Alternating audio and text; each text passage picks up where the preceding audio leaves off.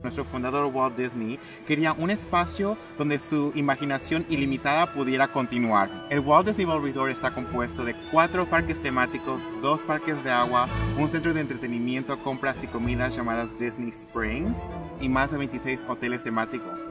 Y Magic Kingdom es uno de los componentes de este resort completamente mágico.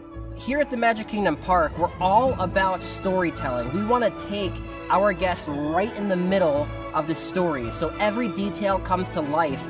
So Splash Mountain is designed to take our guests from the real world into a cartoon world. It transports you into different elements, different stories.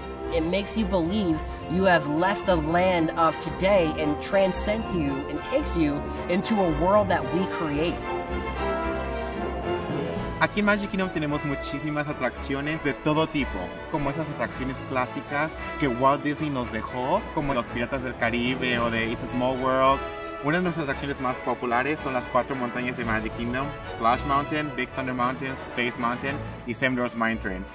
Queremos que pasen esos momentos inolvidables conjuntamente entre la familia, por medio de las atracciones, por medio de los personajes, los espectáculos, los desfiles que tenemos durante todo el día, los fuegos artificiales al final de la noche.